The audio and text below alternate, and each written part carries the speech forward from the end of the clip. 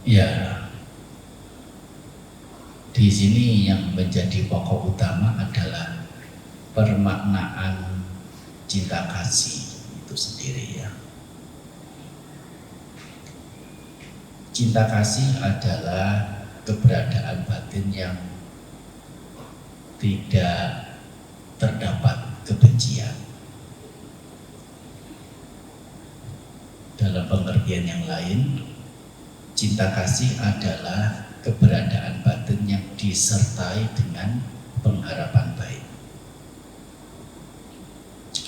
Pada kesehariannya, bentuk pancaran cinta kasih berbagai macam. Barangkali berbagai upaya yang sebagian orang mengerti itu sebagai bentuk keburukan,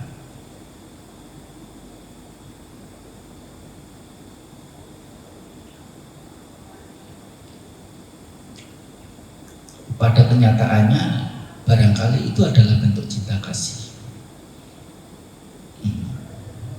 Kita sering melihat orang dengan muka yang buruk dan menuturkan kata-kata yang tajam, bahkan umpatan sekalipun. Tetapi sesungguhnya hatinya itu penuh dengan pengharapan baik.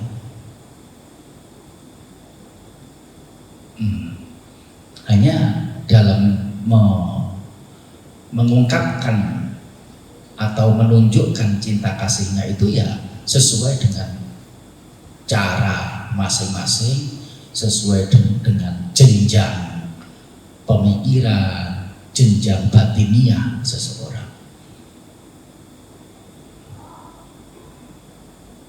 Ya begitu. Ya beberapa hal mungkin dengan cara bersabar. Oh ya, karena didasari dengan cinta kasihnya, dia masih mau bersabar. Jadi tidak memutuskan sesuatu yang nanti mendatangkan kerugian yang fatal bagi pihak yang terkait. Disabari karena ada didasari cinta kasih. Mungkin dalam bentuk yang lain, ya mungkin dengan berbagai upaya, atau ya dengan seperti yang saya katakan tadi, dengan mencela sekalipun, ya sesungguhnya itu adalah bentuk dari cinta kasih. Jadi simbol cinta kasih ya tidak selalu wajah yang berseri dan tersenyum manis, tidak selalu. Ya, sering saya sampaikan, ya kita sebagai orang tua,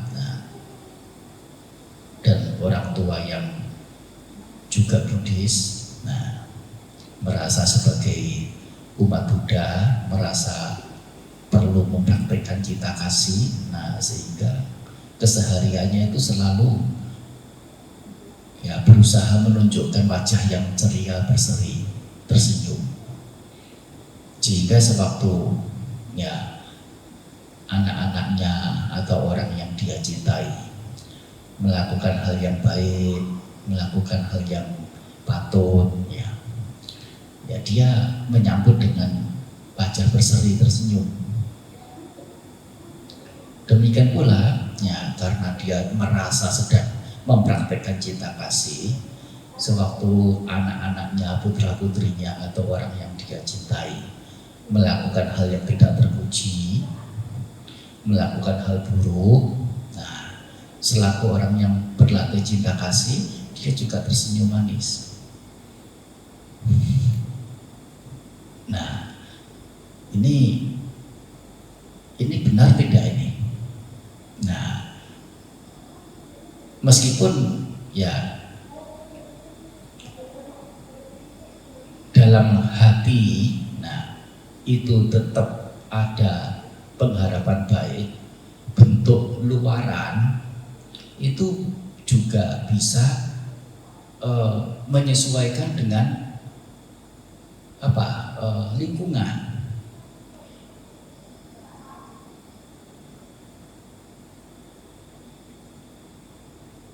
Apa namanya? Ada pepatah Jawa. Nah, apa namanya itu? Gimana itu? Apa?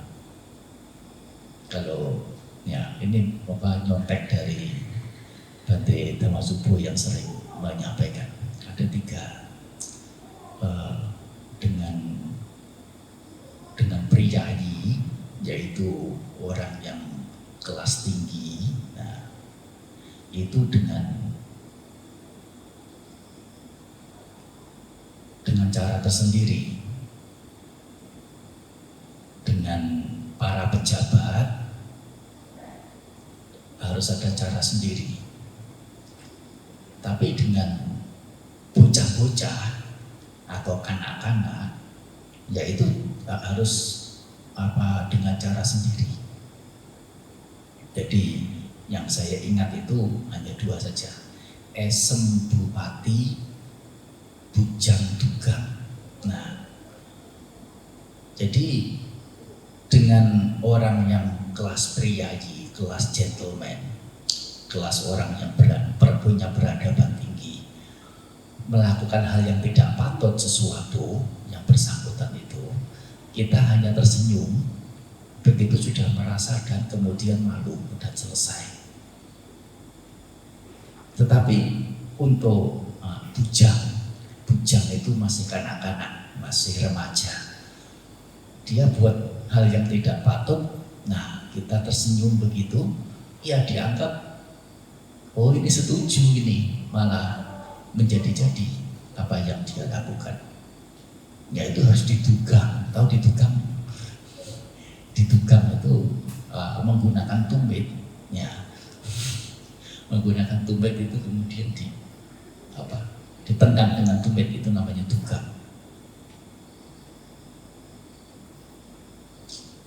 Nah itu baru merasa.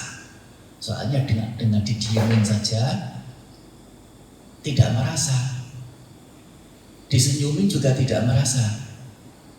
Lah, bagaimana? Apakah kemudian dengan mendugang, yaitu dengan menendang itu karena kebenciannya? Ya belum tentu. Kalau dalam hatinya itu dengan pengharapan baik supaya ada perubahan ke arah yang patut, ke arah yang baik atas sosok yang dituju itu, termasuk juga masih dalam cakupan punya cinta kasih. Soalnya ya tentu kalau diterus-teruskan ya melakukan hal yang tidak patut, itu dilihat akan mengarah ke kerugian bagi yang bersangkutan. Nah begitu. Jadi berbagai macam cara sesuai dengan situasi kondisi. Yang penting dasarnya adalah ada pengharapan baik, bukan kehendak untuk mencelakai.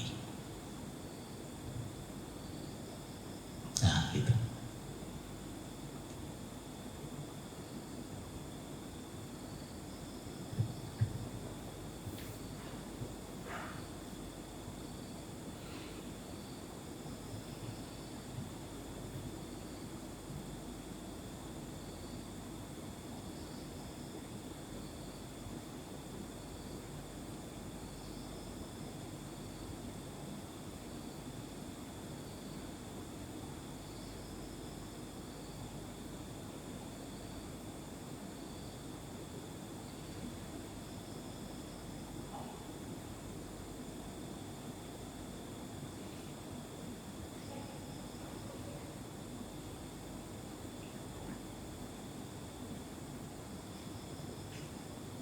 Ya, ada satu objek yang gampang-gampang susah, ya. Itu adalah objek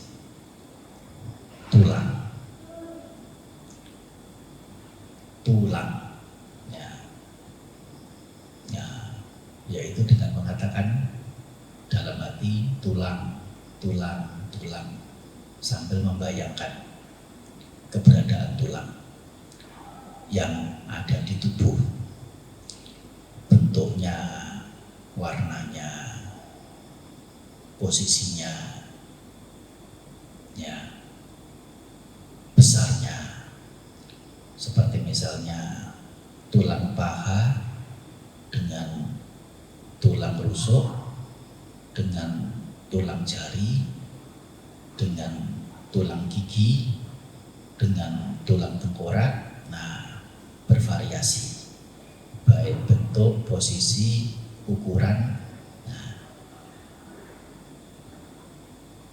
kalau dari sisi warna mungkin ya bisa disetarakan, bisa dianggap sama, warnanya punya kecenderungan keputihan.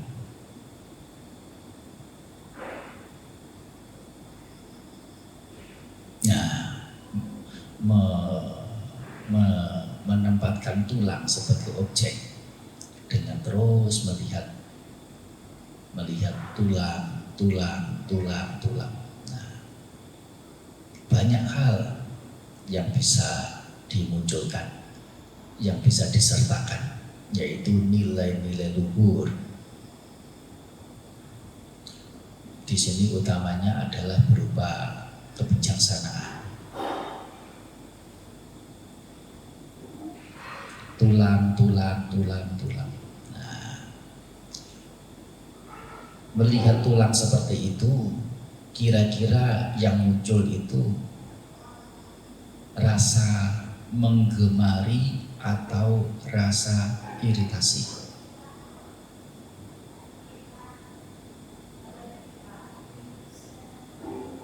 Iritasi yang menjadi objek iritasi, sesuatu yang ada di dalam tubuh sendiri atau yang tidak ada di dalam tubuh sendiri, tulang yang sedemikian rupa. Tulang yang mendatangkan iritasi itu ada pada sosok orang yang kita itu menggemari atau tidak ada pada orang yang kita gemari. Dan sesungguhnya, nah, yang namanya sosok, yang namanya tubuh, bagaimana kalau tidak ada tulangnya? Dan yang membuat menjadi tegak, membuat menjadi bisa melakukan segala halnya dengan lancar, bukankah itu karena dukungan dari keberadaan tulang?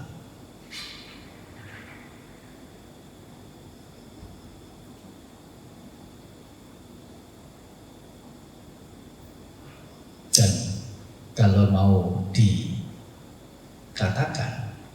yang membentuk menjadi ini loh manusia, itu bukan dagingnya, itu bukan kulitnya, bukan bagian tubuh yang lain, melainkan ya tulang ini.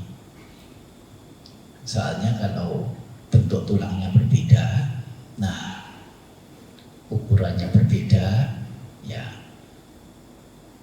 ya mungkin dinamai sesuatu yang berbeda. Ya, kalau yang tulang begini disepakati bersama, nah sebagai tulang manusia.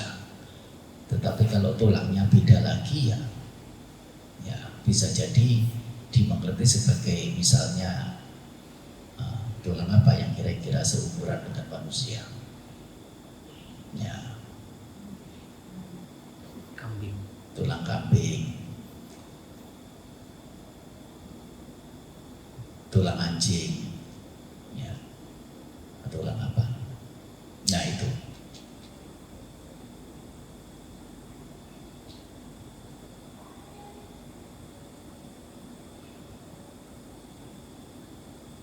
Sehingga nah keberadaan tulang itu dapat dikatakan mewakili dengan yang dengan penyebutan sebagai yang manusia atau tubuh manusia.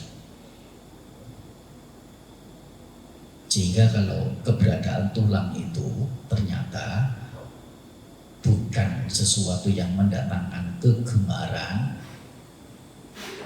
melainkan sebagai hal yang menjijikkan, dan itu nempel kemana-mana pergi di setiap tubuh orang, termasuk tubuh sendiri, termasuk tubuh orang yang dicinta, yang disayang, yang dikasihi. Sesungguhnya, keberadaan tubuh yang selama ini dianggap itu mendatangkan kegemaran, kepikatan, itu sesuatu yang betul-betul menyenangkan atau tidak menyenangkan. Sehingga melihat keberadaan tulang, dan itu terkait dengan keberadaan jasmani, keberadaan tubuh. Utamanya di sini adalah tubuh siapapun yang mendatangkan kegemaran. Utamanya. Oleh karena kegemaran ini atau kepikatan ini yang menjadi biang utama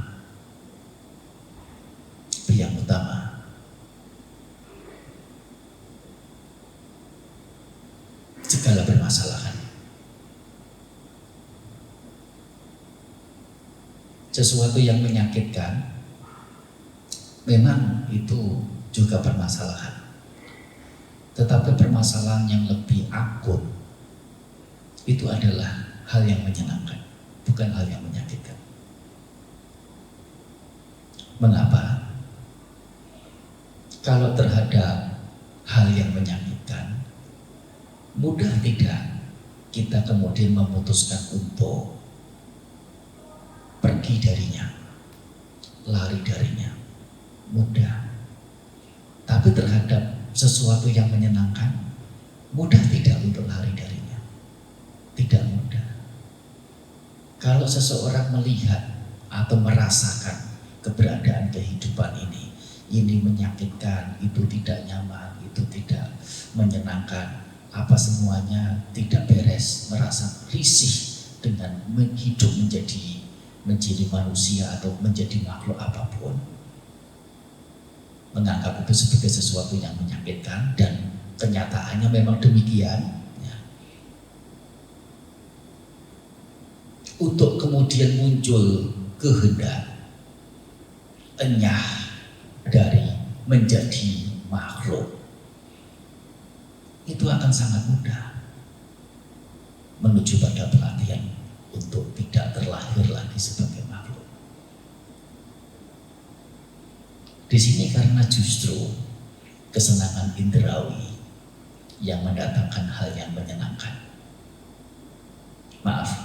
Kesenangan indrawi yang menganggap sesuatu sebagai yang menyenangkan dan kemudian menyenangi. Karena menyenangi sehingga mengingini, karena mengingini sehingga melekati. Dan karena melekati ini, bagaimana mungkin kemudian punya kehendak untuk lari atau lepas darinya.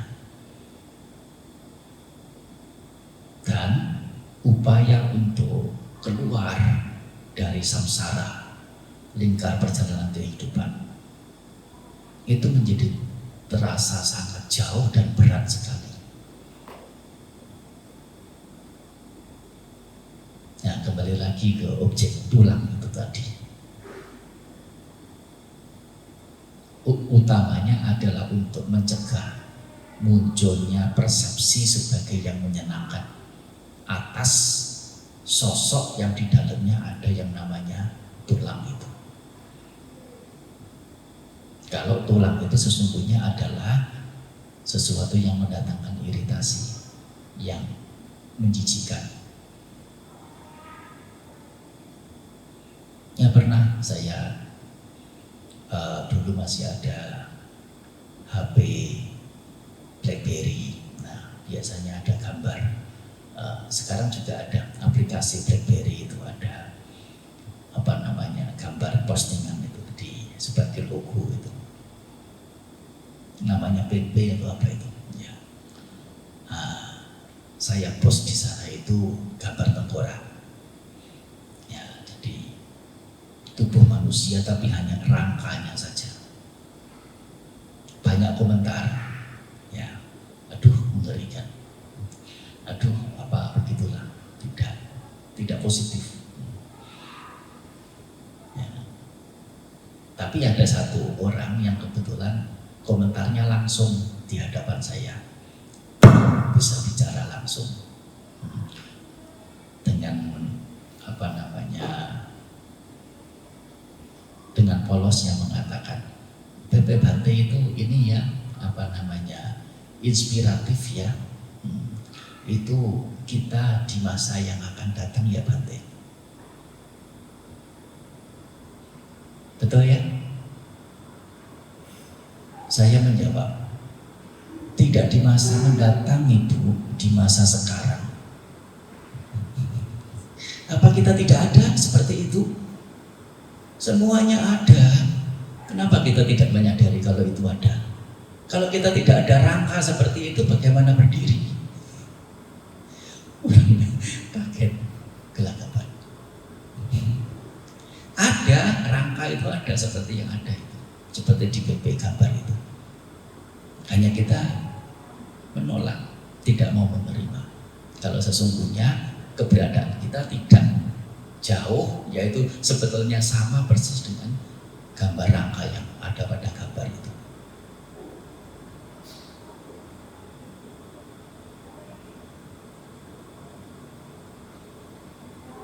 Nah, ini adalah salah satu bentuk manfaat dari yang namanya mengapa objek tulang, arah tujuannya kemana, adalah untuk mencegah, setidaknya mencegah nafsu ragawi yang berlebihan sampai harus apa namanya melakukan keburukan.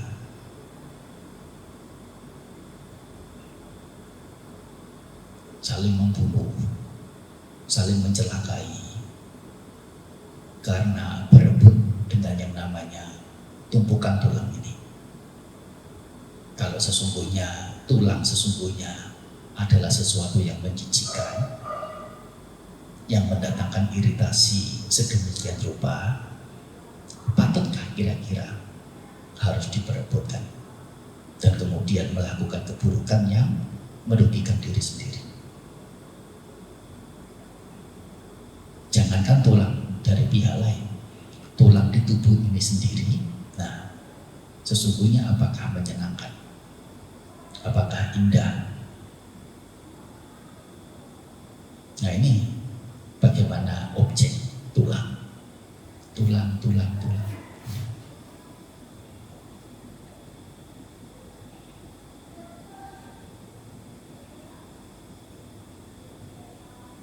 Dari tulang ini juga mungkin bisa muncul pengertian luhur yang lainnya. Misalnya dengan menyertakan ketidakkekalan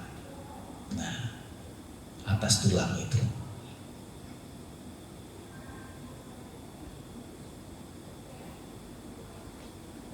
Tidak usah menunggu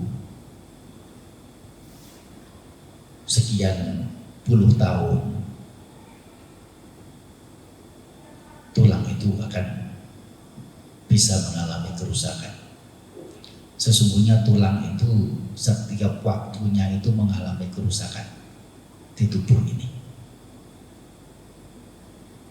Hanya tidak signifikan dan ditopang oleh makanan. Sehingga yang rusak itu bisa direparasi. Kalau upaya reparasinya itu tidak keburu, nah nanti baru ada keluhan namanya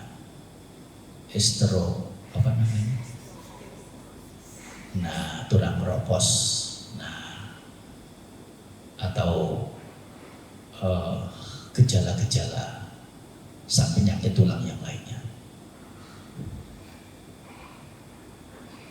Tidak usah tunggu sekian puluh tahun, gigi ini juga akan hancur. Sebagian ya malah orangnya masih hidup, nah giginya sudah hilang semua. Ya.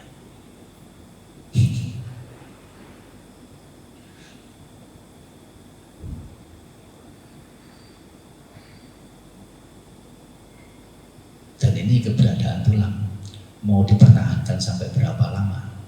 Sosok yang di dalamnya itu diisi oleh tumpukan tulang, oleh rangkaian tulang. Keberadaannya rapuh, tidak kekal.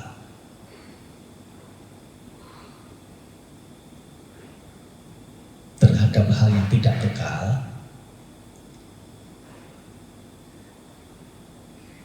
patutkah seseorang itu menyenangi? Kalaupun dianggap sebagai hal yang menyenangkan,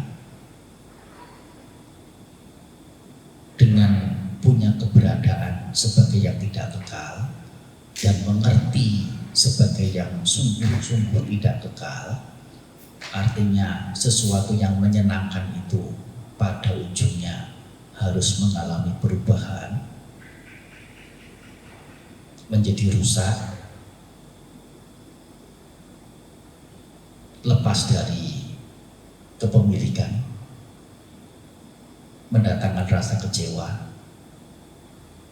dan kekecewaan itu bukan kebahagiaan melainkan penderitaan. Bagaimana mungkin merawat kemelekatan terhadapnya kalau pada ujungnya adalah harus mendapati kekecewaan? Sebelum kecewa, di saat terlepas dari sesuatu yang menyenangkan, saat berada bersama dengan sesuatu yang menyenangkan, itu pun selalu diwarnai dengan satu jenis penderitaan, yaitu berupa kecemasan, kekhawatiran. Oleh karena apa? Mengapa ada kecemasan, mengapa ada kekhawatiran? Karena penyadaran tentang keberadaan ketidakkekalan itu. Kalau tidak ada ketidakkekalan, kalau tidak merasa ada ketidakkekalan, seseorang tidak perlu mencemaskan hal-hal yang dimiliki, tidak perlu khawatir. Yang ada akan tetap ada, tidak berubah juga, tidak hilang juga. Tapi karena merasa dan tahu itu adalah kebenaran tentang keberadaan ketidakkekalan ini, sehingga yang namanya kecemasan, kekhawatiran, ketakutan ini tidak bisa dihindari untuk tidak muncul.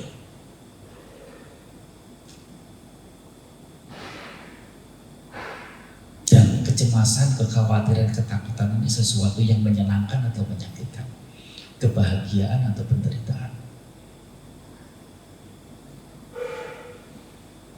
Ini yang perlu ditanamkan. Memahami sebagai ketidakkekalan dan penyikapan atas penglihatan sebagai yang tidak kekal itu. Ini yang menjadi salah satu hal utama. Kata apa? Kata penyikapan. Bagaimana menyikapi hal yang tidak kekal itu? Masihkah mau menyenangi, mengingini, melekati? Dengan konsekuensi terus tidak pernah berhenti menderita.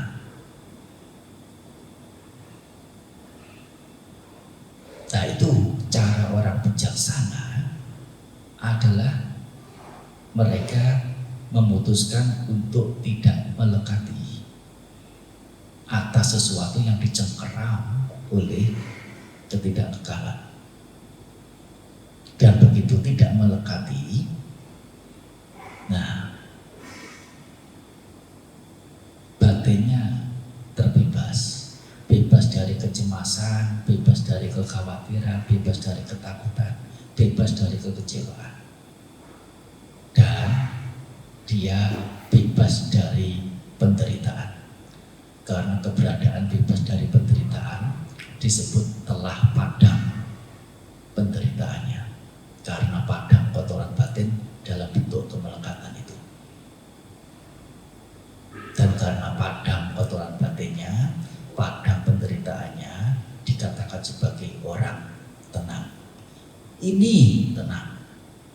Demikian ini tenang yang dimaksud dalam bermeditasi pengembangan batin. Bukan tenang karena ya tubuh tidak bergerak ke sana kemari, sekedar tubuhnya saja. Atau tenang karena nyamannya duduk. Nah, sampai ya ada angin sepoi-sepoi ya. Ya terus kemana tidak tahu, sudah sekian menit, sekian jam, tahu-tahu sadar, oh saya telah melewati ketenangan ya. Itu memang tidak ditolak, itu adalah ketenangan. Tapi ketenangan jasmania yang diwarnai sepenuhnya oleh kesenangan indrawi. Itu bukan meditasi, itu bukan pengembangan batin.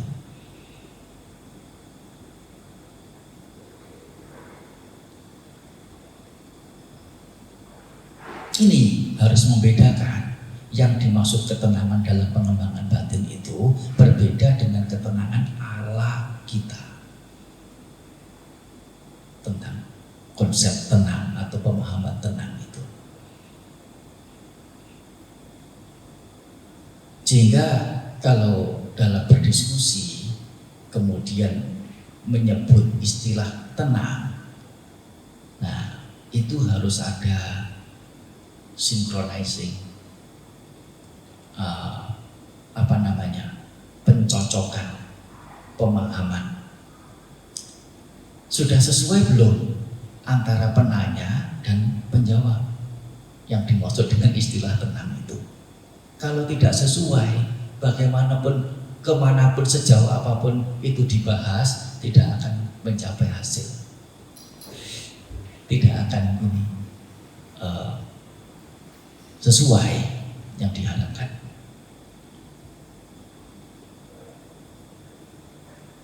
Ini ketenangan.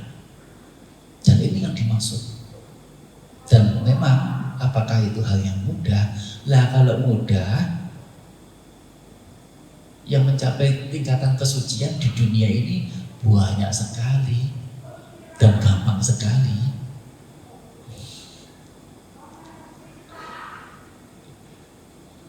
Mengapa tidak mudah? Karena marah tidak mau kalah.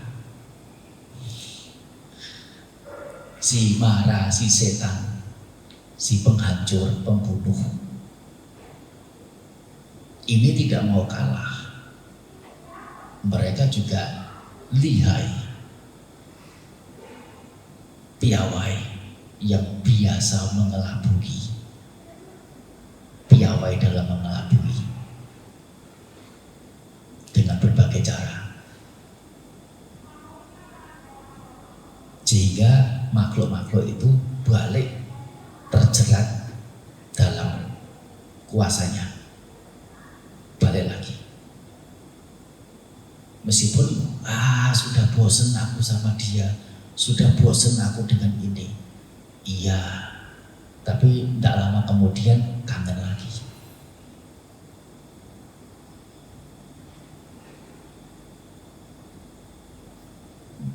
Karena kuasa marah. Apa mau dikata? Si marah ini sudah menemani kita bukan satu kehidupan, dua kehidupan, bukan 10 kehidupan, tapi ratusan kehidupan, ribuan kehidupan, jutaan kehidupan. Memang kita hidup dan bersama dalam samsara tumimba lahir itu, bersama berteman dengan si marah ini. Dan tahu-tahu kita mau menceraikannya. Marahnya rela tidak? Tidak rela. Kalaupun marahnya mungkin bisa rela, kadang kitanya yang kangen sama marah. Balik lagi.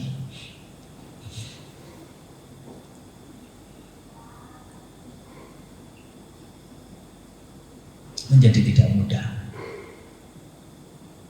Dan ya harus sabar, harus penuh dengan pemahaman, permakluman. Tidak bisa instan. Hari ini menjadi Buddhis, hari ini mendengar Dhamma, memahami Dhamma, praktik Dhamma, berharap bisa segera mencapai. Ya tidak bisa juga. Jenjangnya belum bisa, giginya belum bisa. Jadi harus melewati gigi 1, gigi 2, gigi 3, gigi 4. Kalau langsung ke gigi 5 berat, betul ya? Ya, mobil itu, nah harus giginya harus sesuai dengan ini, jenjangnya, kecepatan mobilnya itu.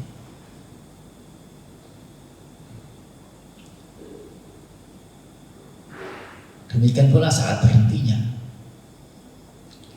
Waktu berhenti juga harus pelan-pelan. Mau mengerim, tidak bisa. Meskipun ada sesuatu yang sangat mendesak, harus berhenti saat ini juga. Iya, saat ini juga, tapi harus lihat kondisi mobilnya, kecepatan 140 km per jam. Bisa enggak kira-kira berhenti saat ini juga? Bisa. Caranya gimana? Gampang, tatapkan tembok. Benturkan ke tembok. Nanti mobilnya itu akan berhenti seketika. Apa kemudian? Ya, bukan hal yang diharapkan tentunya akibatnya. Nggak bisa, harus dengan step. Dengan pemahaman, dengan permakluman.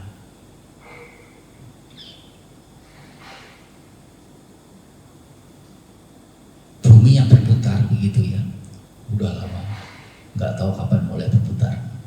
Dan putarannya kencang sekali sesungguhnya, hanya kita tidak merasa. Kalau tahu-tahu bumi ini berhenti berputar seketika, apa yang terjadi di muka bumi ini?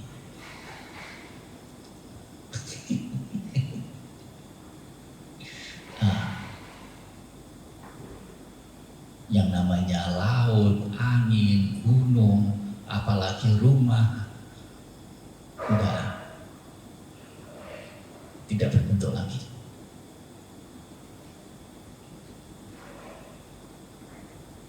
Nah, harus ada permakluman.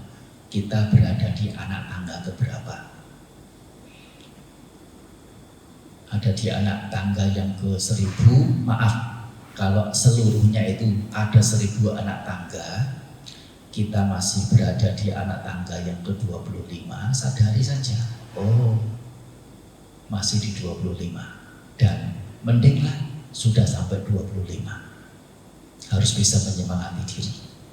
Mendinglah, meskipun melihat orang sesama yang lain sudah berada di anak tangga 250, wah itu berapa kali lipatnya.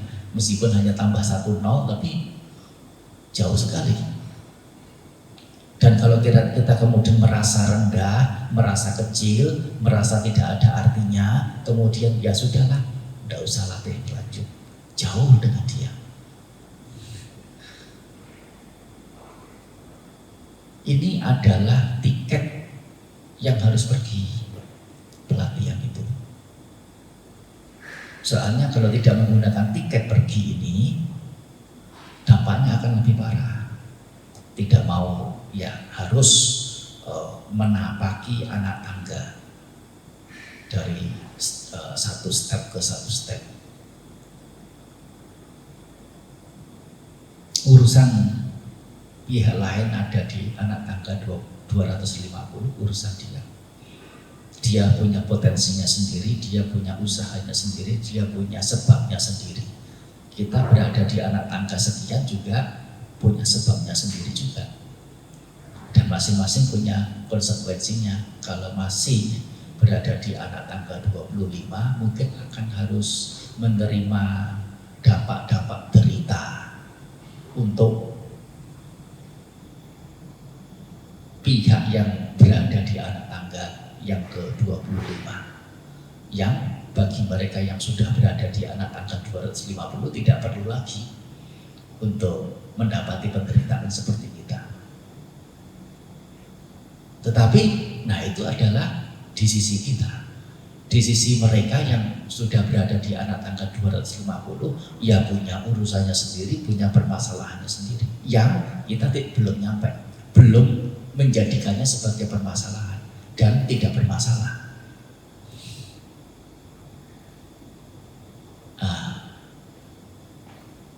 Mana yang lebih gampang menyelesaikan permasalahan di anak tangga 25 atau anak tangga 250?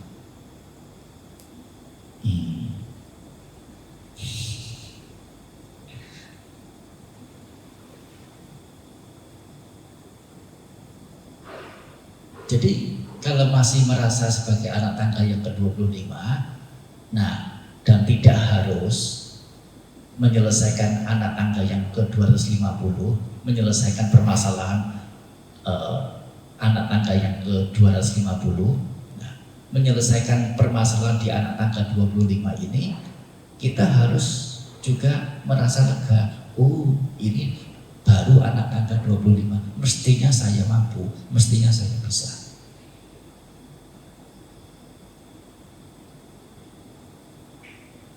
Itu untuk menyemangati diri. Yang menerima sisi lebih dan sisi kurang diri. Kalau ada lebihnya, ada sisi positifnya, diakui dan pujilah. Pujilah diri sendiri. Kalau memang melakukan hal yang patut, hal yang baik. Jangan iritasi untuk memuji diri sendiri. Makan nasi kalau kebanyakan bermasalah. Ya, tidak usah takut memuji diri sendiri. Ya, jadi memang seperti halnya orang makan nasi kalau kebanyakan, hal apapun termasuk memuji diri kalau kebanyakan yang bermasalah. Nah, tapi memuji diri itu perlu kalau memang nyata melakukan hal yang patut, hal yang semestinya. Supaya apa? Supaya ada kekuatan pendorong, ada pemacu.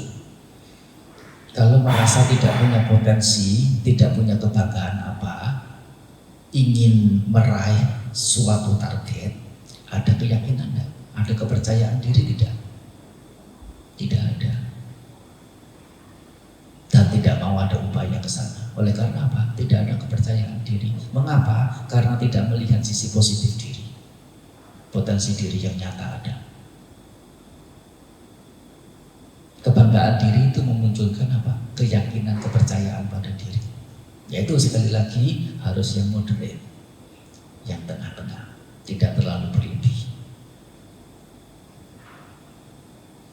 Sebaliknya kalau ada sisi kurang, ya jangan sampai terlalu kecewa sampai kemudian membenci diri sendiri. Apa mau dikata? Saya berada di posisi anak tangga yang kesekian. Kalau masih ada melakukan demikian, saya mau berada di anak tangga yang jauh lebih tinggi dari ini sehingga bisa menghindari hal-hal seperti ini juga tidak mampu. Anak tangga saya yang saya pijak saat ini ya sekian ini.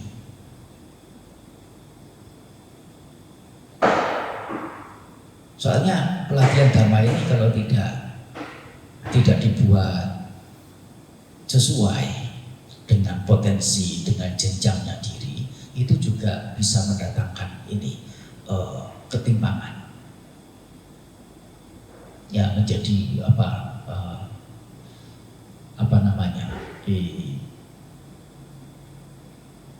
paranoid atau barangkali lebih parah dari itu.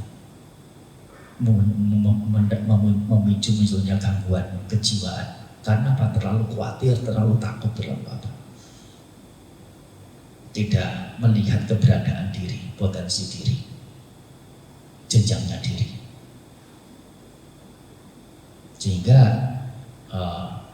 Sang Buddha sendiri juga mengajarkan, atau setidaknya para sesepuh, semangat untuk berlatih dhamma meskipun itu baik, tetapi harus diimbangi juga dengan samadhi, ya, atau punya keteguhan hati. Kalau hanya semangat saja, ya, yang dikerahkan,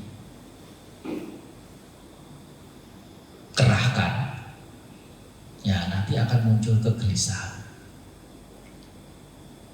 dan tidak fokus pada pelatihan. Ujung-ujungnya malah menjadi pengganggu. Ya, meskipun semangat itu tidak jelek, tetapi juga harus dalam batas, dalam proporsi. Nah, kembali pada objek tadi, yaitu tentang tulang. Bagaimana bisa mendatangkan ketenangan? Ya, ini kalau tulang.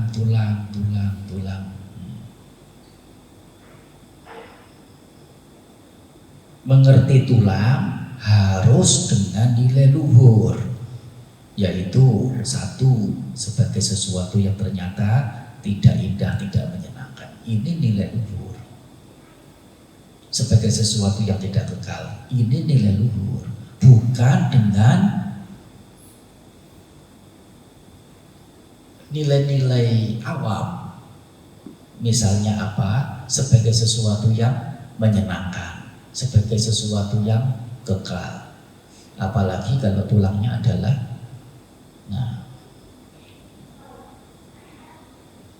permisi ya bicara ya. Apa namanya? Tulang mudanya kepala babi.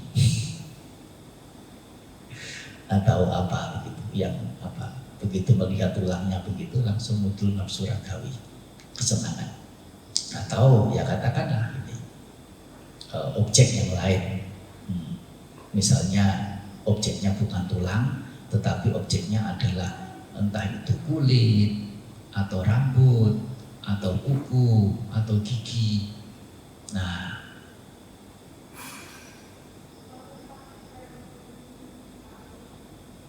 bagaimana bisa menyertakan yang namanya nilai luhur itu tadi? Apa itu? Hal yang tidak menyenangkan. Bukan menyertakan hal yang sebaliknya. Misalnya sebagai hal yang menyenangkan. Oh, itu rambut, itu bergelombang, itu hitam, berkilau, harum baunya. Ya. Nah, begitu Pak, konsentrasi pada rambut, tetapi dengan persepsi sedemikian rupa, yang muncul bukan bagaimana bisa memotong kemelekatan, tapi malah menambah kemelekatan. Meskipun sama-sama konsentrasinya. Bagaimana punya perhatian pada objek ini, sertakan juga nilai luhur. Jangan tidak menyertakan, apalagi menyertakan yang sisi sebaliknya, supaya mendapatkan hasil berupa ketenangan secara benar.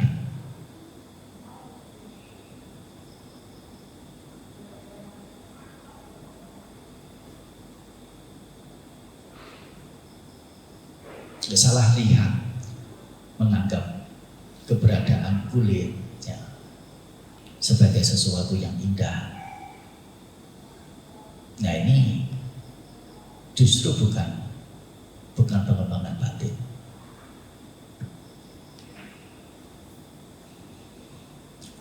Dan dari melihat tulang ini juga, oh ternyata tulang ini hanya satu potong. Tulang tulang betis hanya satu potong, tulang selangka berupa potongan tulang yang terpisah antara satu tubuh, antara satu itu potongan tulang ya satu dengan yang lainnya itu terpisah-pisah sedemikian rupa.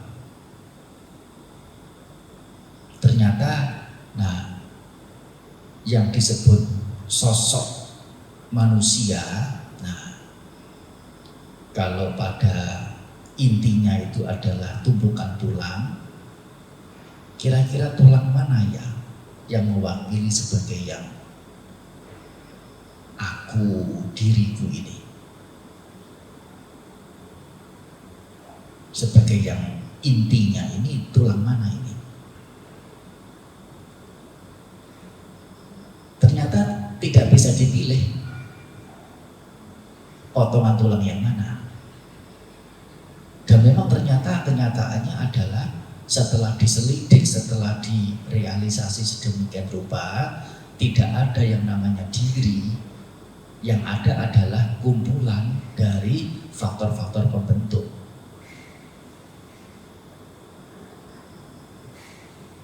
Tidak lebih dari itu.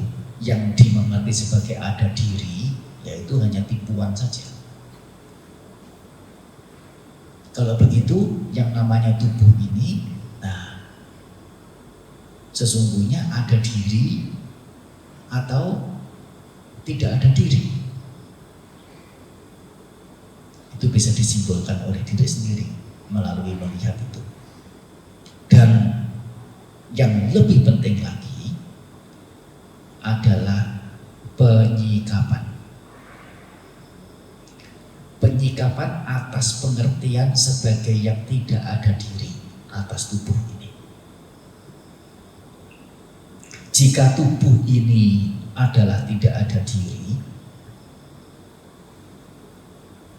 bukan aku, bukan milikku, bukan diriku.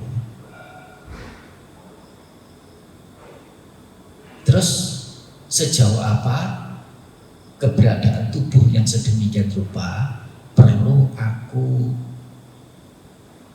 perjuangkan, perlu aku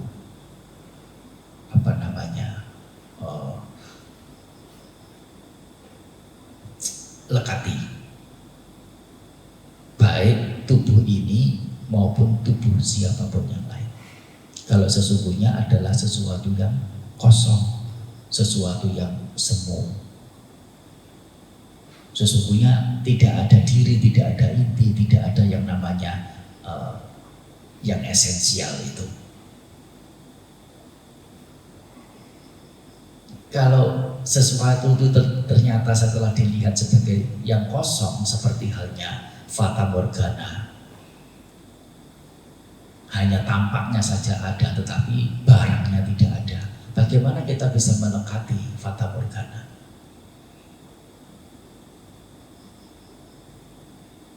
Kalau betul-betul itu danau, genangan air dan airnya bersih bisa diminum, nah mending.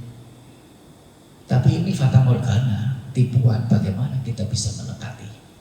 Nah, keberadaan tubuh setelah dilihat itu juga seperti fata morgana. Tidak ada yang sesungguhnya yang tubuh mana itu. Bagaimana kita bisa melekati? Tidak ada logikanya. Dan karena tidak melekati, nah, hati juga tidak menjadi panas karena dampak kemelekatan itu. Tidak perlu mencemaskan tubuh, tidak perlu mengkhawatirkan tubuh, tidak perlu takut ya, terkait dengan tubuh. Tidak perlu kecewa ditinggal oleh tulang, ditinggal oleh tubuh. Ya, yang mau pergi, yang pergi itu ya sebatas tumpukan tulang. Nah, sesungguhnya adalah yang kosong. Tidak ada yang disebut yang aku, yang diri, yang esensi itu. Nah, ini kalau objek tulang. Mau objeknya kulit dengan cara yang sama, dengan alur yang sama. Konsentrasi pada kulit, kemudian dengan menerapkan salah satu dari yang disebut tadi, dari sisi ketidakindahannya, dari sisi ketidakdekalannya, dari sisi ketidakadadiriannya, termasuk dengan objek nafas masuk, nafas keluar, sama juga menyertakan yang itu tadi, baru dikatakan bermeditasi. Sekadar memperhatikan nafas masuk, nafas keluar, nafas masuk, nafas keluar, hanya ini saja tanpa ada penyertaan sebagaimana yang diuraikan tadi, belum bermeditasi. Apa yang meditasi itu apa? Pengembangan batin. Apa yang dikembangkan? Nilai luhur apa yang dikembangkan pada batin? Tidak ada. Bagaimana masih disebut dengan pengembangan batin? Yaitu kata pengembangan batin itu terjemahan dari kata meditasi. Bagaimana bisa bermeditasi? Masih bisa dikatakan bermeditasi. Masih dikatakan bhavana. Tidak ada.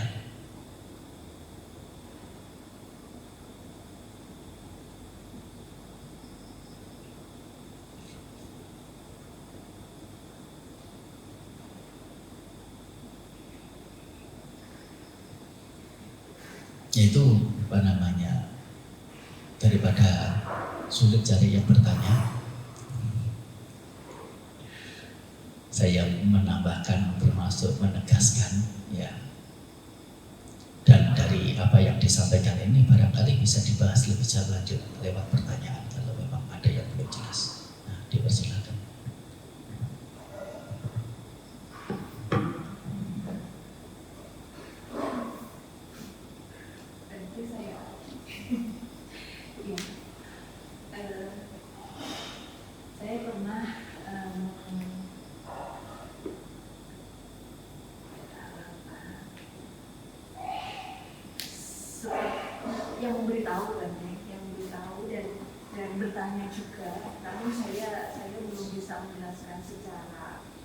Secara jelas juga mengenai objek meditasi tentang menyebutkan nama Buddha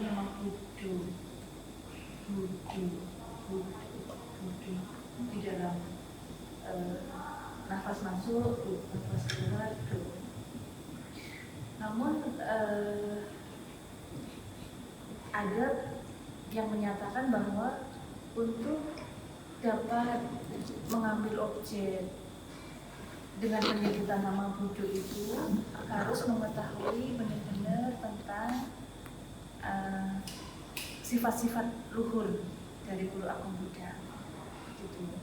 Namun jika tidak mengetahui secara jelas, secara terperinci mengenai sifat keagungan Buddha, itu menurut yang tanya tersebut adalah tidak bisa lebih baik menggunakan objek meditasi yang lain begitu.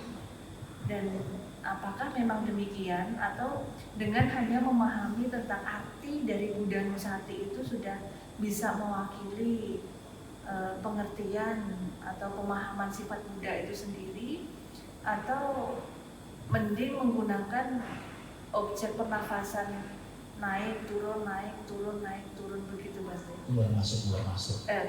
Ya, keluar masuknya nafas dengan tidak menyebutkan nama Buddha atau bagaimana? Ya, parikama, kata parikama, Buddho. Sebetulnya kata parikama ini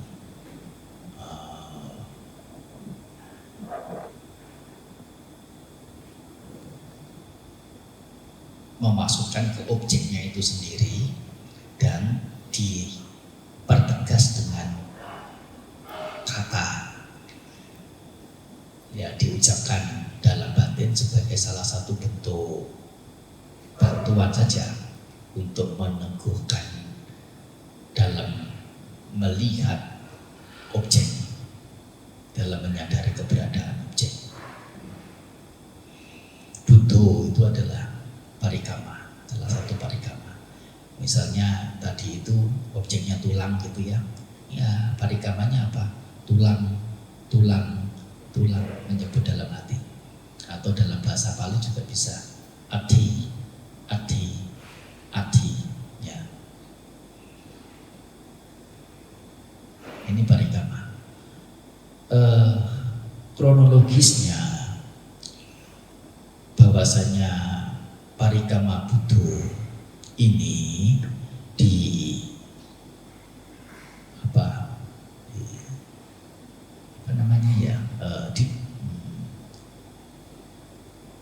dimunculkan lah, mudahnya itu istilah, dimunculkan oleh salah satu bhante senior di Thai untuk membantu seseorang yang bermeditasi dengan objek pernafasan. Digunakan parikama Buddho dengan satu harapan agar begitu ingat Buddho, ingat juga nafasnya. Soalnya kalau tidak menggunakan perbantuan parikama, hanya melulu melihat nafas masuk keluar saja, cenderung untuk lari dari perhatian pada nafas. Sehingga beliau ada ide memunculkan kata Buddho, nafas masuk, nafas keluar, nafas masuk, nafas keluar. Sekadar sebagai pembantu saja. Sebetulnya pada intinya adalah sejauh yang saya mengerti, nah mereka itu yang dipraktikkan adalah anapanasati, meditasi dengan objek nafas masuk dan nafas keluar. Terlebih lagi kata Buddho ini punya arti yang sangat inspiratif, sangat baik. Nah begitu. Apakah itu harus dengan pemahaman keberadaan Buddho itu?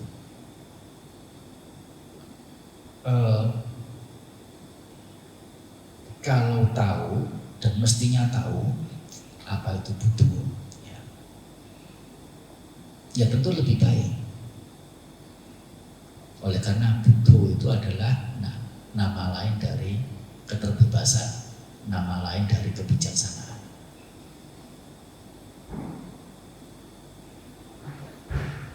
Hanya di sini istilah Buddho itu sebagai pembantu saja, membantu seseorang untuk bisa tetap memperhatikan nafas masuk dan keluar. Objeknya tetap nafas masuk dan nafas keluar. Jika dengan objek nafas masuk keluar tapi menggunakan parikama Buddho ini, yang diperhatikan justru adalah makna kata Buddho ini secara spesifik. Buddho yang artinya yang tercerahkan, artinya yang sadar, artinya yang bijaksana, artinya yang penuh dengan pengetahuan. Terus ya, itu malah berbalik. Berbaliknya bagaimana? Pernafasannya itu diperbantukan untuk memperhatikan objek Buddho itu, Buddhanusati. Dan itu menjadi apa? Pelatihannya bukan pelatihan untuk pernafasan, objek pernafasan, melainkan objeknya adalah Buddhanusati itu.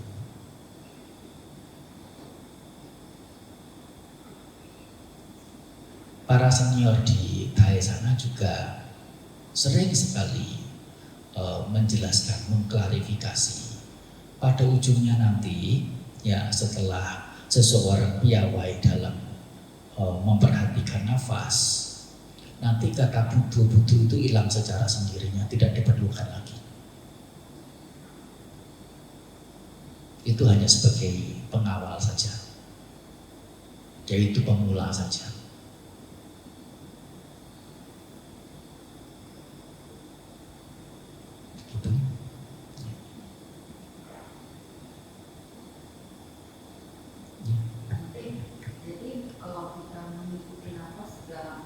sudah bisa mengikuti IPK tidak konsentrasi, bagaimana cara mengembangkan nilai-nilai tidak lagi ya? Tidak,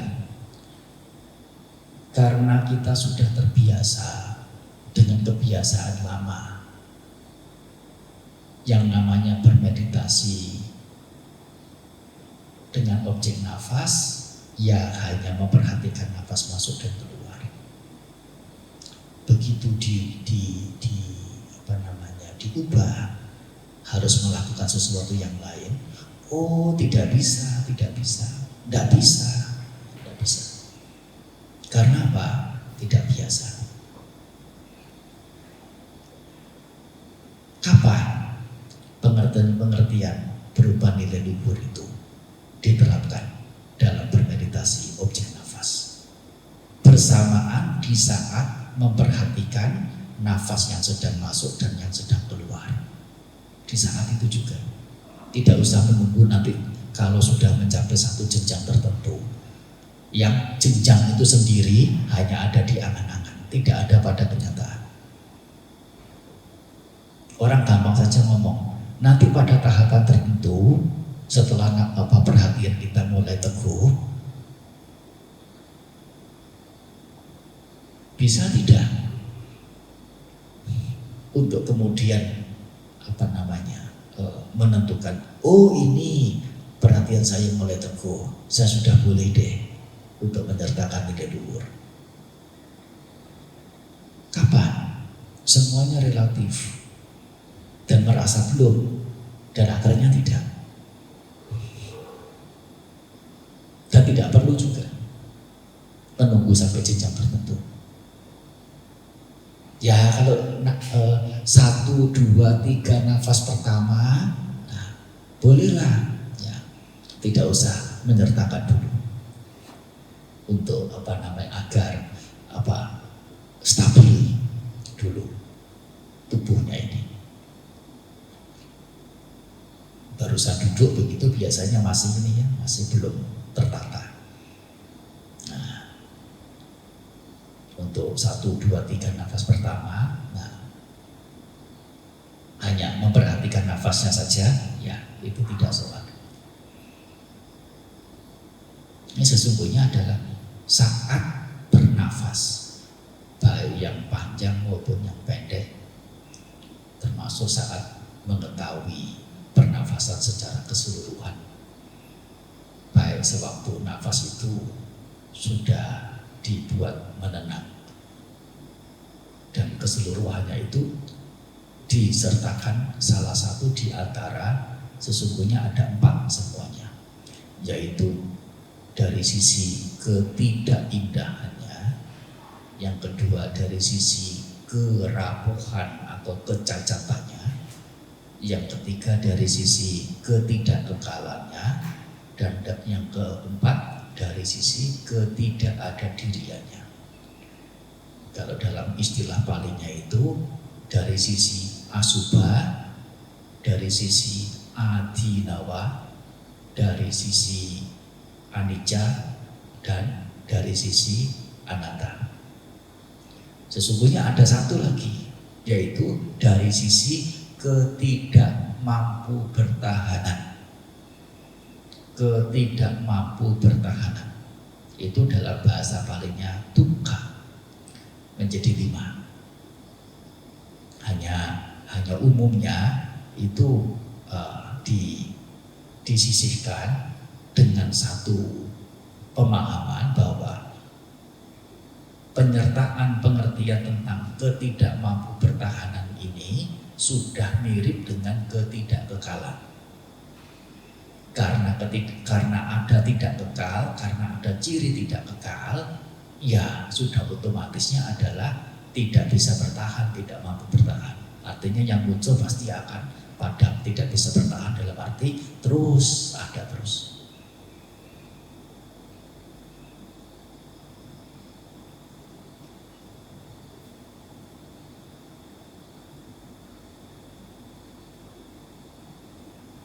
Yang kerapuhan itu apanya yang rapuh? Tubuhnya yang punya ciri rapuh. Dan satu lagi, wedana. kalau kita menerjemahkan perasaan. Perasaan ini punya ciri rapuh, sekejap-sekejap. Mau senang, mau bahagia bisa berapa lama? Keberadaannya rapuh seperti ini. Dan selalu mendapati kekecewaan karena kerapuhan itu. Keberadaan tubuh, keberadaan perasaan sedemikian rupa.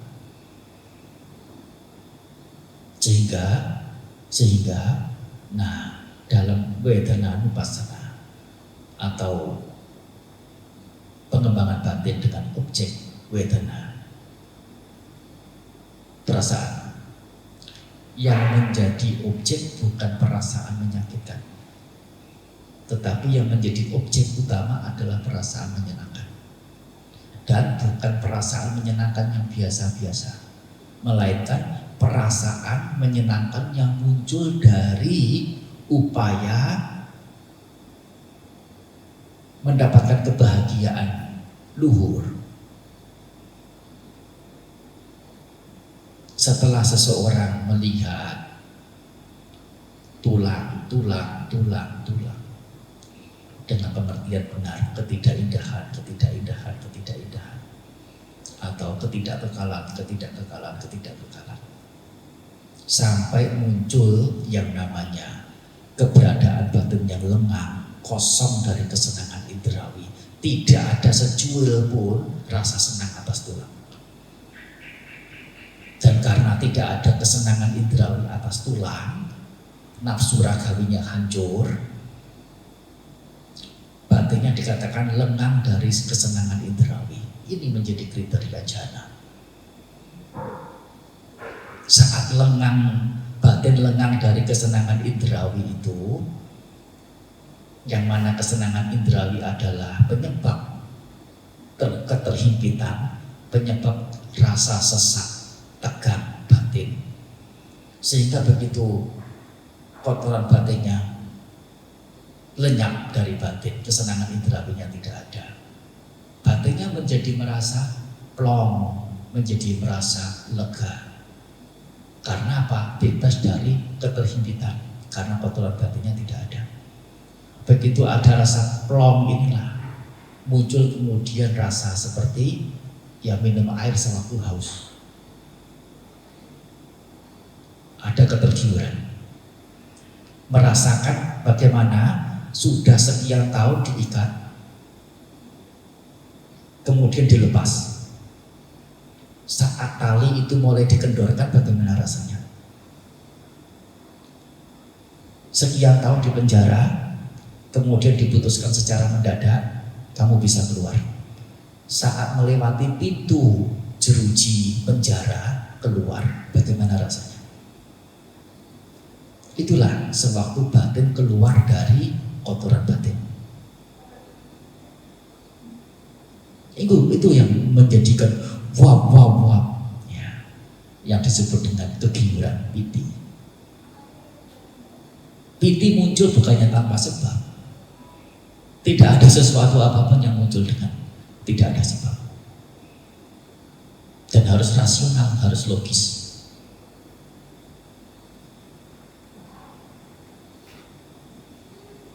Dan ini sebab mengapa piti itu muncul.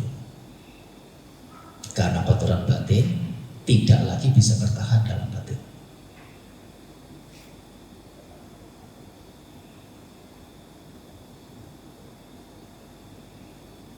Nah, di sini setelah muncul piti diikuti juga yang namanya sukha, yaitu kelegaan, keleluasaan. Atau nah, secara umum dikatakan kebahagiaan. Suka. Sebetulnya kata suka itu bukan bahagia, jauh. Hanya ya itu sudah menjadi kesepakatan begitu ya. Suka itu bahagia. Su itu artinya mudah, ka itu bertahan. Ya, mudah ditahan. Keberadaan yang mudah ditahan.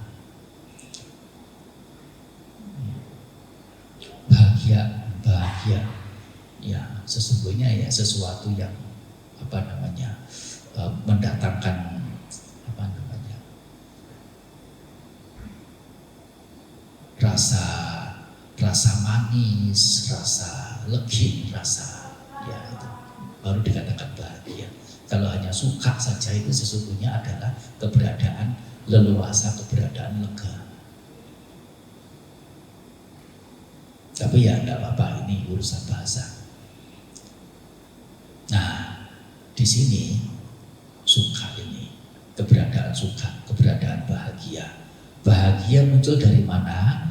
Bahagia muncul karena piti sudah tidak ada, kegiuran tidak ada, dan keterhimpitan batin oleh kotoran batin juga sudah tidak ada.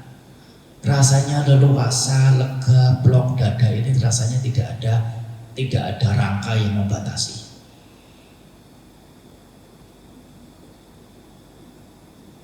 Mau bernafas sedalam apapun tidak ada batas, karena tidak ada kulit, tidak ada tulang rusuk yang membatasi dada. Itu sebagai satu perumpamaan, ya, keberadaan leluasa itu seperti bagaimana. Nah, ini, dan kebahagiaan ini muncul dari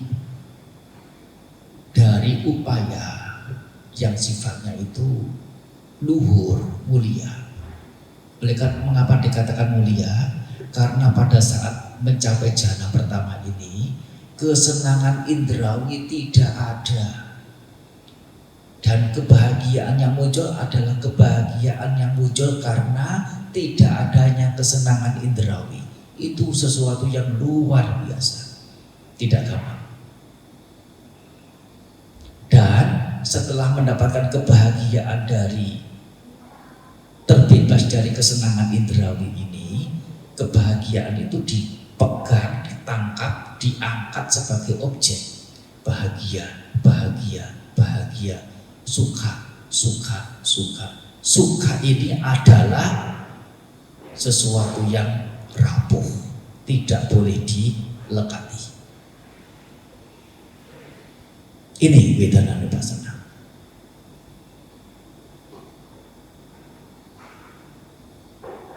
Utamanya yang diarah adalah ini, bukan kesenangan-kesenangan indrawi biasa, atau apalagi sisi menyakitkan, sisi menderita, perasaan menderita, dukkha vedana, tidak. Sehingga, ya itu tidak jelek untuk mendorong seseorang, tapi ya itu tidak semestinya. Kasus apa? Sewaktu duduk meditasi, ada rasa sakit, ada rasa kemeng, ada rasa ngilu, perhatikan saja, sakit, sakit, sakit, itu Vedananupassana. Ya tidak jelek, tetapi itu akan memberikan satu stigma bahwasanya Vedananupassana itu adalah memperhatikan perasaan yang menyakitkan. Dan sesungguhnya adalah segala jenis perasaan, termasuk perasaan yang netral. Dan ini yang lebih berbahaya lagi tentang perasaan netral ini, yang sangat-sangat licin, sulit dilihat. Dan membahayakannya itu apa? Memicu munculnya pandangan keliru, menganggap sebagai yang kekal, menganggap sebagai yang ada diri, karena keberadaan yang tidak ada ria, tidak ada gelombang ini. Dan sejauh masih punya pandangan keliru, nafsu ragawi dan kebencian masih tetap akan memungkinkan untuk dimunculkan, dan tidak lepas dari penderitaan karena adanya kesenangan indrawi yang tidak kekal, penderitaan yang menyakitkan.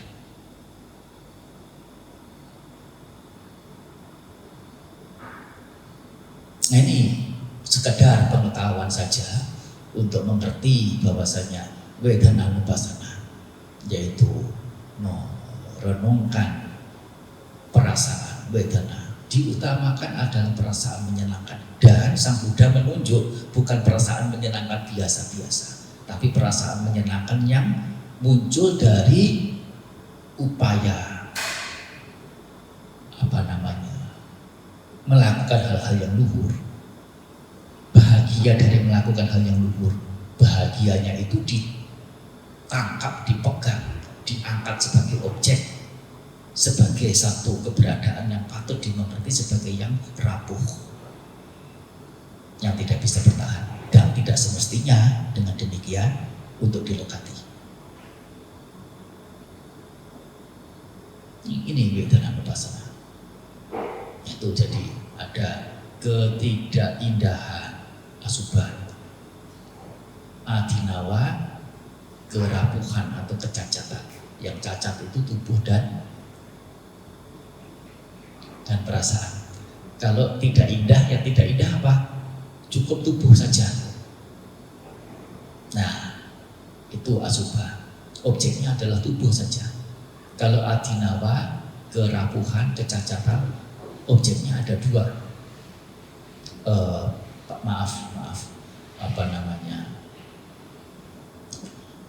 Kalau kecacatan, ya, yang betul, yang menjadi objeknya adalah dua saja, yaitu tubuh dan perasaan. Sedangkan kalau sudah meningkat ke pengertian yang ketiga, anicca, ketidakkekalan, yang menjadi objeknya bertambah satu, yaitu tubuh, perasaan, dan yang namanya pikiran. Maksudnya memperhatikan pikiran ini apa? Menggunakan pikiran sebagai objek, yaitu pikiran ini yang muncul saat ini sedang disertai dengan keyakinan, yang ini sedang disertai dengan kekikiran, yang ini sedang disertai dengan apa? Semuanya itu sifatnya adalah sekejap-sekejap, muncul padam, tidak kekal dan tidak semestinya dilekati.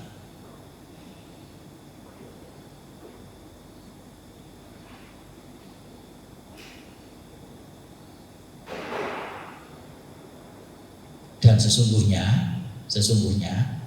yang lebih diarah oleh Sang Buddha dengan menetapkan pikiran itu sebagai objek adalah setelah seseorang mampu menghancurkan nafsu indrawi karena telah melihat sisi rapuhnya kebahagiaan yang muncul dari pengembangan nilai luhur itu tadi. Bisa mengerti?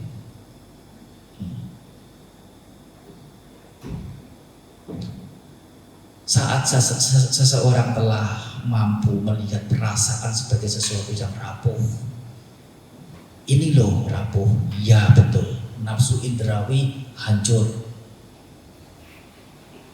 Nafsu indrawi yaitu kesenangan terhadap yang namanya wedana, perasaan yang menyenangkan itu, suka wedana itu. Sampai kemudian karena tidak ada kebahagiaan, yang muncul adalah UPK, keberadaan netral, senang tidak, susah pun bukan. Kemudian apa yang menjadi objeknya?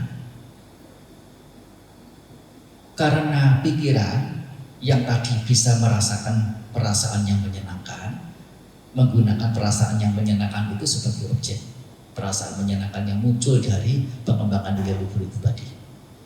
Tapi ternyata perasaan yang menyenangkannya itu hilang, sudah. Sekarang apa yang dijadikan objek? Pikirannya itu sendiri dijadikan objek. Ini loh kemunculan pikiran yang telah bebas dari kesenangan indrawi karena melihat keberadaan perasaan menyenangkan yang muncul dari pemunculan nilai-nilai luhur itu sebagai yang tidak kekal, sebagai yang tidak kekal, sebagai yang tidak kekal.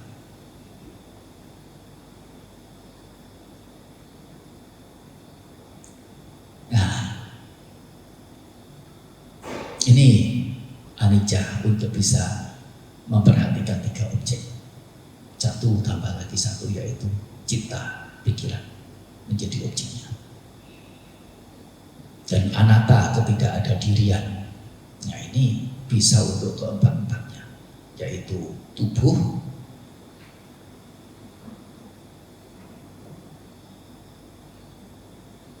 perasaan, pikiran, dan fenomena batinia.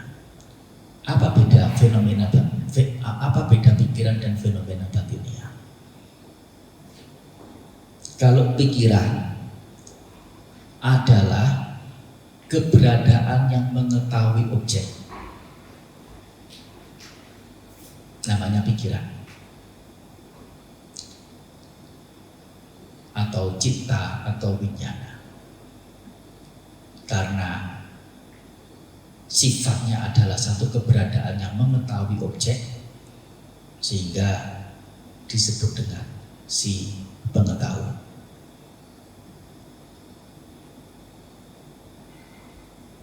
Si pengetahuan ini, winyana, artinya pengetahuan.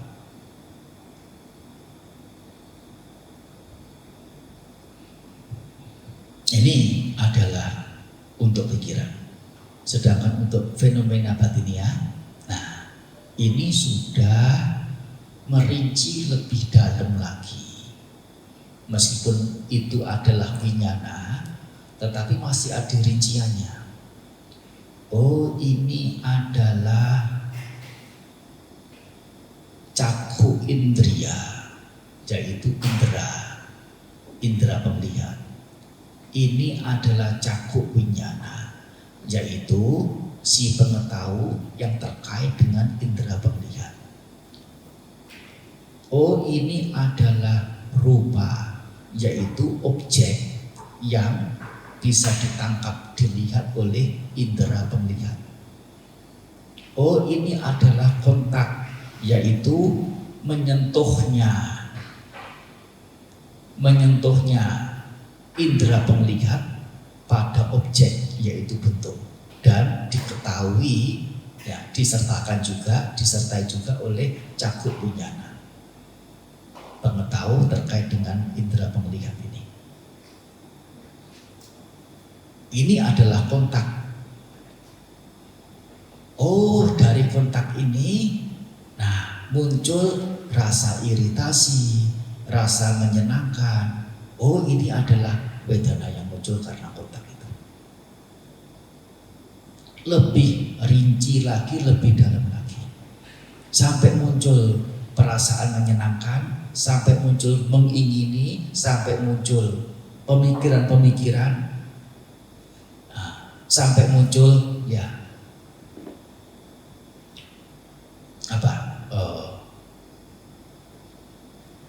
penerusan atau bicara, pembahasan lebih lanjut, menjadi terikat kuat karena adanya bicara.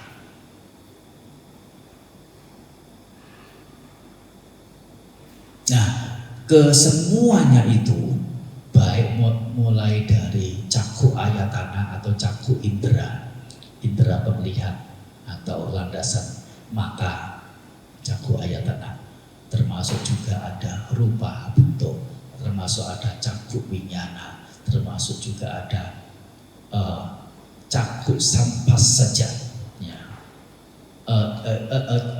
Caku sampasan, kontak. Sampai pada ada cakup sampas saja wedana, perasaan yang muncul, menyenangkan, tidak menyenangkan, netral. Sampai pada rupa witaka. Nah, ada rupa wicara. Sampai ada kemudian saya, masih ada saya lagi, atau pengerti, cakup sanya, rupa sanya, memahami ini rupa, ini bentuk, sedemikian rupa ini. Nah, kesemuanya itu diperhatikan untuk melihat bahwa kesemuanya adalah tidak ada diri, bukan esensi, baik yang dilihat maupun yang melihat. Tidak ada diri, tidak ada inti.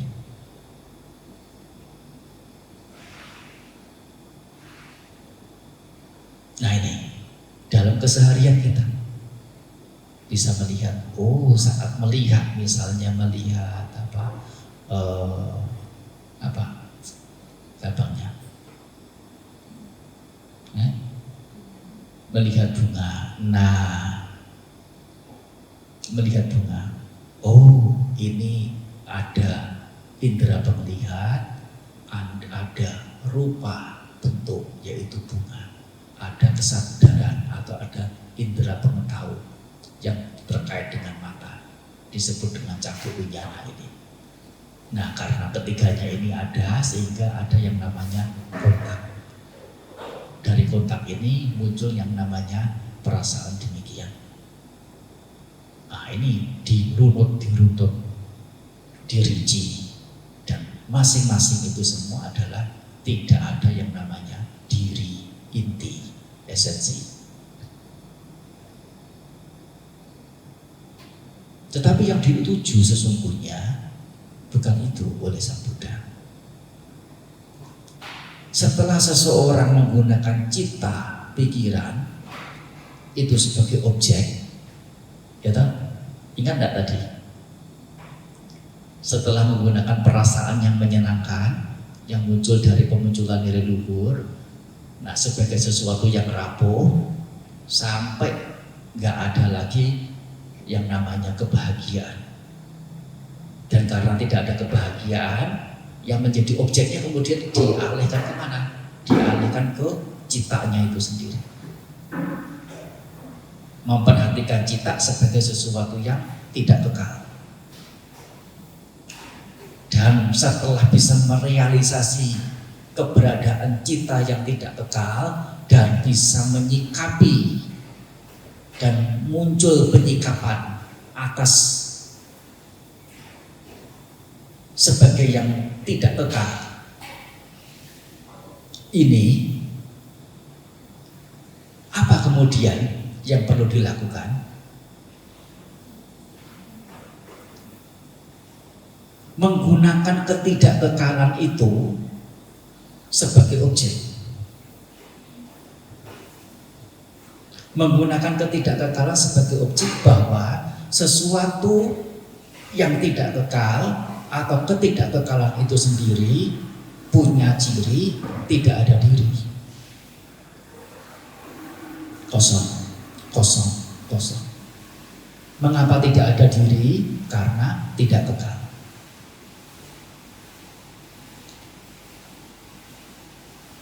Mata atau kesadaran mata atau indera mata, indera penglihat. Indera penglihat saat melihat bunga pada contoh tadi, sebelumnya muncul enggak bunga di indera penglihat sebelum menunjukkan ke bunga itu tadi? Nah, setelah bunga tampak dalam sorot mata indera penglihat ini,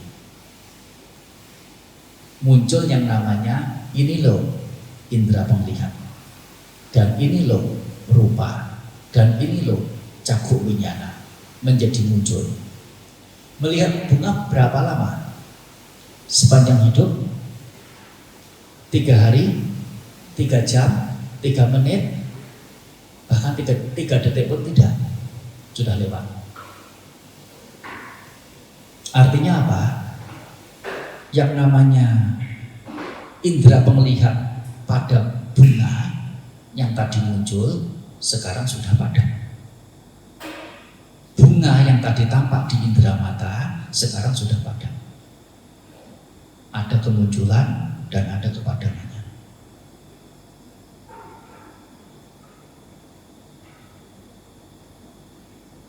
Sehingga, dengan melihat keberadaan muncul padam, nyata munculnya, nyata padamnya, sedemikian rupa, kalau sampai seseorang mengerti atau menganggap indera penglihat adalah sesuatu yang ada diri, ada inti, ada esensi, bunga adalah sebagai sesuatu yang ada inti, ada esensi, yaitu bentuk bunga yang tampak itu oleh indera penglihatan tadi itu. Bagaimana itu bisa dipegang? Mengapa? Tampak tidak tadi kemunculan indera penglihatan terhadap bunga? Tampak tidak tadi kepadaman indera penglihatan terhadap bunga. Tampak kemunculan dan kepadamannya. Sesuatu yang tampak kemunculan dan tampak juga kepadaman, dia akan juga menyimpulkan, oh ini mataku atau indera penglihatanku muncul. Ini diriku muncul. Kalau menganggap indera penglihatan sebagai aku, sebagai diriku, nah saat indera penglihatan terhadap bunga ini muncul, oh ini aku muncul. Saat penglihatan terhadap bunga tadi padam, oh ini aku padam. Diri ini padam, diri ini muncul, diri ini padam. Demikian pula setelah mendengar, setelah selesai dengan urusan melihat, misalnya kegiatan yang lain berupa mendengar atau melihat sesuatu yang lain, muncul lagi sesuatu yang baru, penglihatan terhadap objek ini, muncul itu, padam itu. Nah, diriku muncul, diriku padam, diriku muncul, diriku padam. Jika keberadaannya seperti ini, yang namanya diri itu ada muncul, ada padam, masihkah bisa disebut sebagai yang diri itu, yang esensi itu? Nah, sehingga mengapa anicca, ketidakkekalan ini masih memungkinkan dijadikan objek untuk dilihat dari sisi tidak ada dirinya, agar semuanya itu menjadi tuntas jelas. Dan karena keberadaan yang kosong, semu, di luar kuasa, tidak berpemilik, tidak ada satu bagian terkecil apapun yang memungkinkan untuk dilengkapi, termasuk keberadaan nibbana itu sendiri. Tidak semestinya menganggap nibbana sebagai nibbana. Oleh karena kalau menganggap nibbana sebagai nibbana, dia akan mengerti ini adalah nibbana. Dia akan mengerti ada diri di dalam nibbana, ada inti di dalam nibbana. Dia akan mengerti ada sesuatu, ada diri lain dari nibbana, di luar nibbana. Dan dia kemudian akan mengerti atau akan mengerti bahwa ini nibbana, yang ada diri, ini adalah yang milikku. Dan kemudian karena ada memikirkan, mengerti sebagai milikku, muncul yang namanya menyenangi nibbana.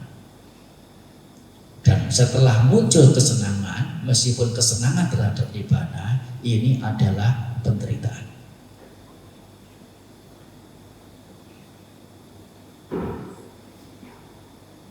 Pada dasarnya memang nibbana bukan nibbana. Sampai dimengerti sebagai yang nibbana, itu sudah salah sejak awal.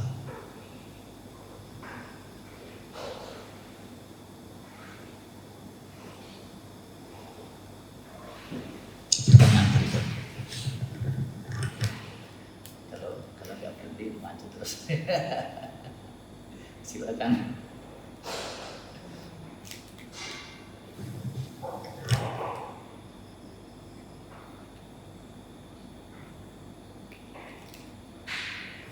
Nanti ngomong apa itu?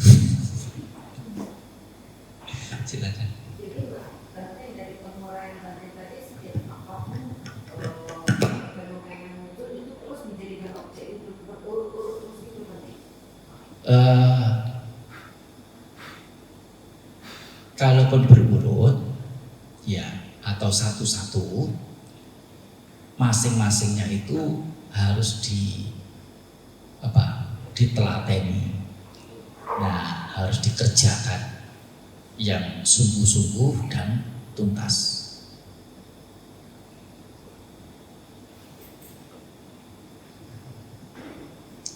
Mengapa tubuh? Mengapa nafas? Karena yang paling simpel, memperhatikan tulang. Bagaimana bisa lihat tulang dibungkus kulit? Mau cari tulang di mana sekarang? Tulang manusia. Cari tulang kambing, nanti bukannya malah iritasi, malah seneng pengen cari sate kambing.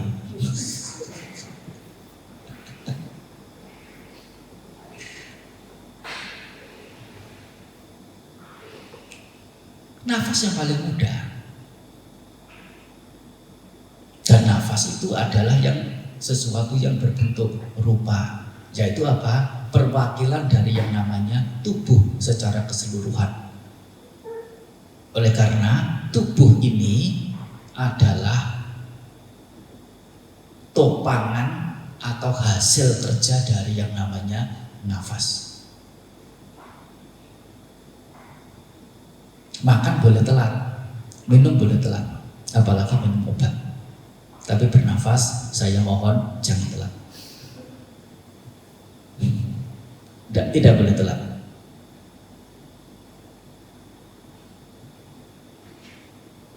Dan sesungguhnya mengapa nafas? Oleh karena nafas perwakilan dari tubuh. Sesungguhnya adalah memperhatikan tubuh itu sendiri. Esensi tubuh, keberadaan tubuh, naturalnya tubuh. Kebenaran tubuh seperti apa? Sebagai yang indah atau yang tidak indah, yang rapuh atau yang sempurna, yang kekal atau yang tidak kekal, yang ada diri atau yang tidak ada diri. Dan itu adalah nafas, itu adalah tubuh. Bisa ditinjau baik untuk pengertian secara duniawinya ataupun pengertian secara di atas duniawi. Pengertian secara duniawi itu kalau dari 4 hal tadi, asubha ketidakindahan, adinawa kerapuhan adalah pengetahuan secara duniawi. Dan 2 belakang, anicca ketidakkekalan, anatta ketidakadadirian adalah pengetahuan di atas duniawi.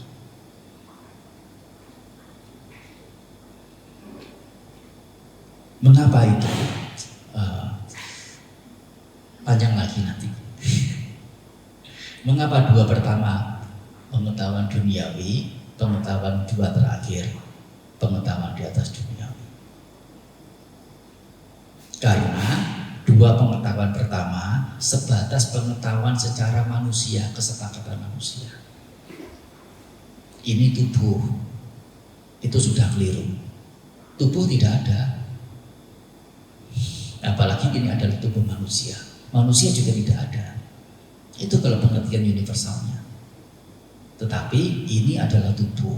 Dan tubuh ini adalah yang kotor, yang tidak bersih, yang menjijikkan, bukan yang indah.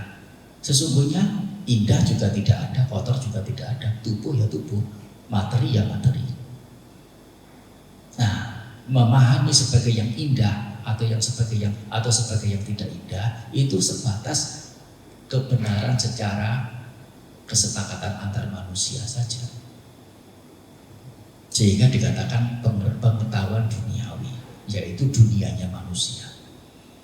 Sedangkan pengertian tentang ketidakkekalan dan ketidakkekalaan, mau kapanpun, dimanapun, dalam situasi apapun, akan selalu demikian adanya. Yang namanya bentukan adalah tidak kekal.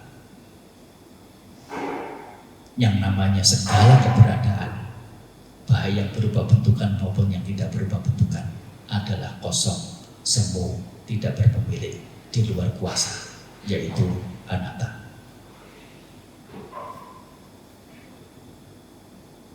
Sehingga karena sifatnya yang menyeluruh, dikatakan terlepas dari kesepakatan manusia.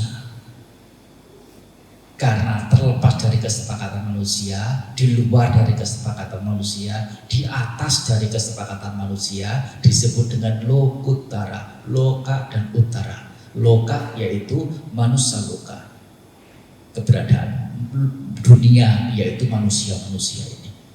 Utara itu artinya yang melampaui pemahaman atau kesepakatan manusia, lokutara.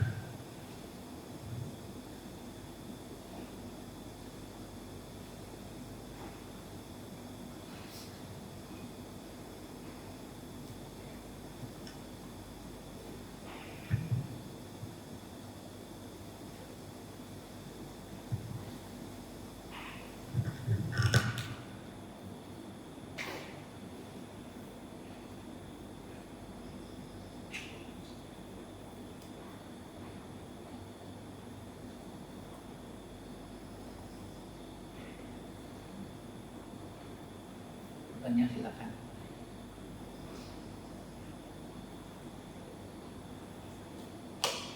Jangan khawatir, tanya yang ringan-ringan juga tidak apa-apa. Penjelasannya sudah mendalam sampai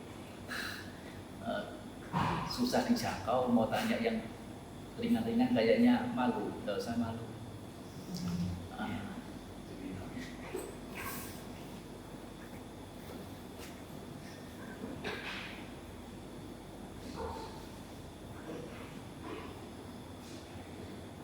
Soalnya kalau bertanya begini, kalau bertanya begini, tidak pas suasana begini, jangankan bertanya, jawab pun susah. Tidak pas, tidak suasananya. Ya. Saat itu misalnya ya, saat uraian singkat selesai dana makan gitu ya. Ya, menjelaskan seperti begini, yang lainnya pada apa ini?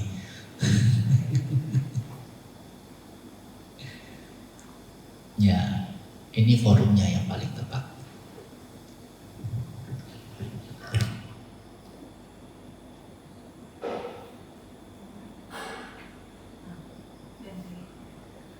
Tadi di penjelasan terakhirnya nanti terkait dengan bahkan objek nibbana pun yang diketahui sebagai sesuatu yang juga dilepaskan seperti itu. Artinya saya pernah mendengar bahwa ketika pengalaman meditasi seseorang itu mengalami kondisi padatnya dari kilesa, tetapi tidak dalam jangka waktu yang lama. Artinya sesekali itu muncul ketika melakukan meditasi, tapi begitu itu tidak berkembang kembali, tidak dikembangkan maksudnya di dalam diri seseorang, itu ya tidak muncul seperti itu. Apakah istilah yang dimaksud dengan nibbana sekejap itu apakah ada bukti, dan yang dimaksud sebagai objek nibbana itu yang seperti apa? Ya, istilah nibbana itu ada dan punya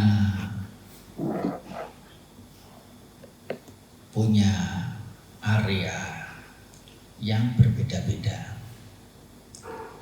Setiap area itu tetap perlu diakomodir, tetap perlu dihargai. Yaitu bahwasanya meskipun ada permaknaan nibbana dalam arti tercapainya maganyana, phalanyana untuk seseorang yang telah mencapai tingkatan-tingkatan kesucian sebagaimana sotapanna, sekadagami, anagami, arahata. Memang itu ada sendiri. Kita tidak menyangkal. Hanya untuk pelatihan seseorang yang masih dalam tahapan yang disebut pubbabhaga nyana. Pubbabhaga artinya baga bagian. Pubbha purwa, bagian yang awal. Nyana pengetahuan yang masih berupa awalan. Saat mengerti ya mengerti, saat melihat objek tembus ya tembus. Melihat sebagai yang tidak kekal ya tidak kekal. Ada dampak dari ketidakkekalan itu, yaitu merasa tidak menyenangi lagi, timbul juga. Tetapi keberadaannya itu sebatas sebagai pengetahuan pengawal atau pemula atau awalan. Sehingga begitu lepas dari objek, masih kemudian balik seperti biasa. Oleh karena apa? Meskipun mungkin sisi titik, yaitu cara pandang adalah pandangan yang benar, tetapi dalam keseharian, dalam praktek nyata, titik ini tidak bermain. Pandangan ini tidak bermain. Yang bermain adalah cipta dan sanya. Pikirannya ini, winyana yang mengetahui objek, yang masih punya persepsi yang lama, keterbiasaan yang lama, menganggap sebagai yang ada diri, yang kemudian terdampak oleh karena mengerti sebagai yang ada diri. Apa itu? Penderitaan.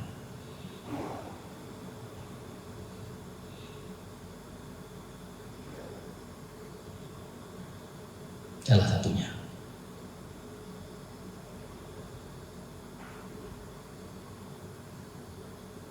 Nah, di sini kalaupun seseorang misalnya sekadar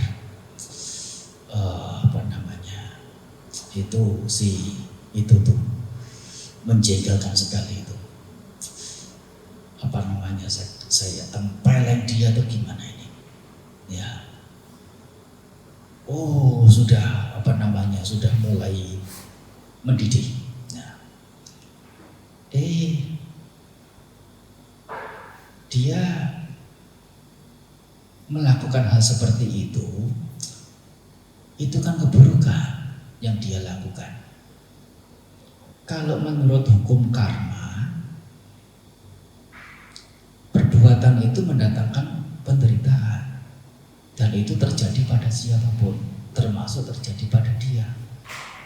Sehingga kalau dia berbuat buruk, logikanya kan dia akan menderita. Nah, melihat dia akan menderita, logiskah, masuk akalkah saya menaruh kebencian pada dia? Alih-alih menaruh rasa kasihan. Tidak ada logikanya untuk menaruh kebencian pada orang yang berbuat buruk. Yang perbuatan buruk itu akan merugikan diri si pelaku itu. Iya, bagaimana saya bisa menaruh kebencian padanya? Selain itu tidak logis, kebencian itu sendiri juga bagaimana dampaknya? Apakah dengan membenci itu kemudian pihak yang dibenci menjadi menderita, atau pihak yang membenci sendiri yang menderita kemudian?